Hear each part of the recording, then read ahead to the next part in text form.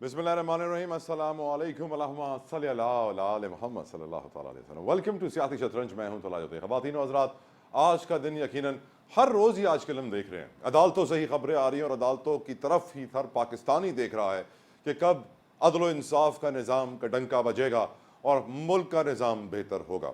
आज अदालतों में बड़ी कार्रवाइयाँ हुई। सबसे पहले यकीनन बड़ी से बड़ी खबर तो यही है कि पीटीआई से उनका बल्ला ले लिया गया है, बल्ला टूट गया है, बल्ले का ख्वाब चकनाचूर हो चुका है और पेशावर हाई कोर्ट ने जो स्टे ऑर्डर दिया था पहले इलेक्शन कमीशन के फैसले के ऊपर, वो वापस ले लिया है और दरख्वास्त मंजूर कर ली है इलेक्शन कमीशन ऑफ पाकिस्तान की, जो कि यकीनन हुक्म इम्तना वापस लेने के बाद इलेक्शन कमीशन का जो 22 दिसंबर का फैसला था वो अब बहाल हो गया है, जिसके बाद यकीनन अब दोबारा गौहर खान से इमरान खान चेयरमैन पीटीआई बन गए हैं। ये एक गेम चल रही है, कभी इमरान खान, कभी गौहर खान, कभी इमरान खान, कभी गौहर खान। लेकिन गौहर खान साहब ने आज जो बयान जारी किया है कि वो बल्ला कैसे वापस लेंगे, मैं चाहूँगा पहले आपको वो सुनवाऊँ, फिर आगे बताऊँ क्या हुआ। मैं समझता हूँ कि पीटीआई से बल्ला लेना, इस लेजिटिमेसी का बहुत बड़ा क्वेश्चन आएगा आपके इलेक्शन का। 227 रिजर्व सीट आप हमसे नहीं ले सकते। आप बल्ला लेंगे तो आपके इलेक्शन को दुनिया कभी रिकॉग्नाइज नहीं करेगी।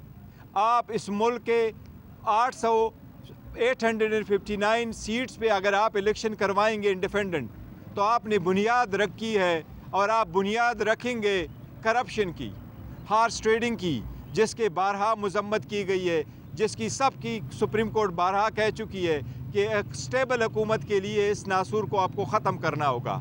यकीनन अब देखना यह है कि क्या पीटीआई की लीगल टीम सुप्रीम कोर्ट से बल्ले को वापस ले पाएगी या नहीं। यही सबसे बड़ा चैलेंज नजर आ रहा है पीटीआई के लिए। लेकिन चैलेंजेस तो और भी बहुत सारे हैं। हम जानते हैं आज सरताज गुल की भी वीडियो वायरल हुई, जहां वो बैठी हुई हैं अदालत के अंदर। अदालत से उन्होंने रुजू किया जमानत के लिए, जमानत लेने अदालत गई थी कि ऐसे में बाहर पुलिस आ गई और उनके लिए मुश्किलात बढ़ गई। उनके साथ ईमान ताहिर भी थी, 2 खवातीन थी जो गई थी जमानत लेने के लिए। लेकिन वाज़ेह तौर पर पीटीआई के लिए मुश्किलात बढ़ रही हैं। ये मैं इसलिए भी कह रहा हूँ कि आज सुप्रीम कोर्ट से भी कुछ ऐसी खबरें सामने आ रही।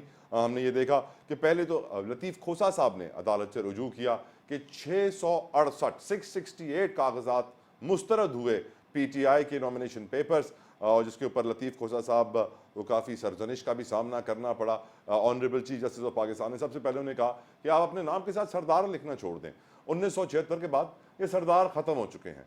यकीनन ये एक बहुत बड़ा मैसेज था जो हमारे चीफ जस्टिस ऑफ पाकिस्तान ने पूरे मुल्क को दिया है, सिर्फ लतीफ़ खोसा को नहीं दिया है, क्योंकि हमारे मुल्क का एक बहुत बड़ा हिस्सा आज तक सरदारी की गुमराही में और सरदारी की ग़ुलामी में ज़िंदगी गुजार रहा है। लेकिन ये मालूम पड़ गया कि अब 668 कागजात मुस्तरद हुए पीटीआई के, और ये बड़े इंपॉर्टेंट रिमार्क्स हैं ऑनरेबल चीफ जस्टिस के।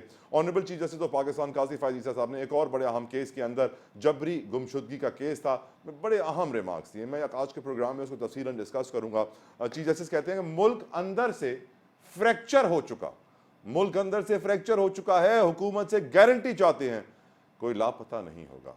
यकीनन एक और ऐसा जुमला जिसके बहुत बहुत गहरे माने हैं और समझने की ज़रूरत है कि जब ये फ्रैक्चर का वर्ड यूज़ हुआ है तो यानी हड्डी तो टूट चुकी है।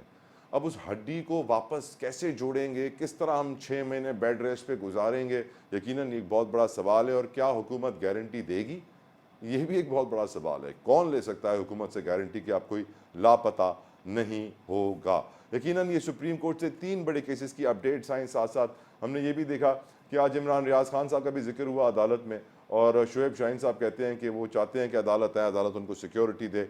लेकिन अदालत ने वाज़ेह कर दिया कि ये अदालत का काम नहीं है कि सिक्योरिटी दे, और अगर उनको सिक्योरिटी चाहिए, उनके पास सबूत हैं, तो वो जाके FIR कटवा सकते हैं। यकीनन अदालती निज़ाम इस वक्त बहुत ज़्यादा प्रेशर है। मैं इसलिए समझता हूँ है क्योंकि बाकी इदारे जब नाकाम हो जाते हैं अपना काम करने में, तो हर कोई अदालतों का रुख करता है।